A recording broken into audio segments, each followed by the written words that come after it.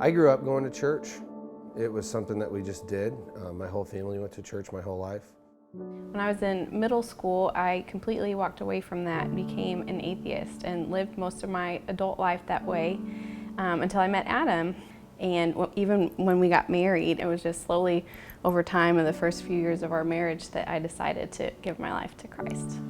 When we got married, we had talked about having kids, but we did the thing that I think a lot of people do. We said, well, about 3 years in, we'll start just trying. And that wasn't working. It kind of seemed like maybe God had a different plan there.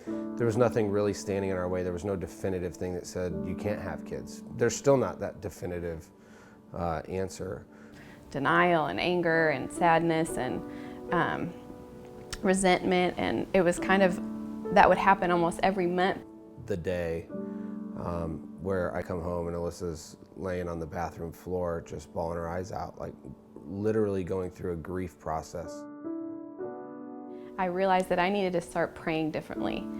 And instead of praying to become pregnant and to grow our family, I started praying that, God, if I'm not supposed to be pregnant, then take this desire away from me to be pregnant.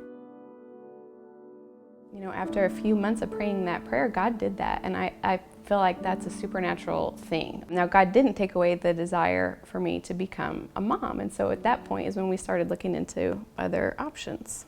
We walked down the path of private adoption, door closed. Walk down the avenue of public adoption, door closed. Go down the path of infertility treatment, and that door shut. And we got into a point where we just kind of said, let's not do anything for a while because nothing's working.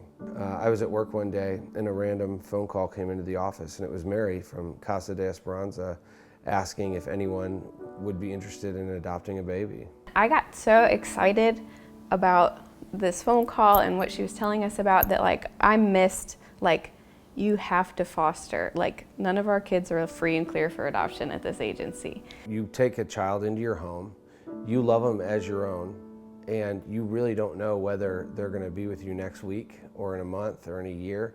And the uncertainty was really weighing heavy on my heart, because as the man in our house, my first priority was to my wife. It was to protect her and protect her feelings. And I didn't really, like the idea of putting her through some great loss like that. Yeah, so then we get the phone call about our kids. And it wasn't one, it was two. 2 kids. You know, it changed everything. We had to relearn how to become married. There were several times throughout the year where it looked like they were gonna be leaving our home, and we kind of had to go to that place, that emotional place of that, and let ourselves start to go through some of that grief of losing them. And by the time we hit December, my prayer was just, let us get to Christmas. I would love to have Christmas with the kids. And it was the day after Christmas when we got the news that we were going to be able to adopt Annie. And then just recently we got the news that we're going to be able to adopt Austin as well.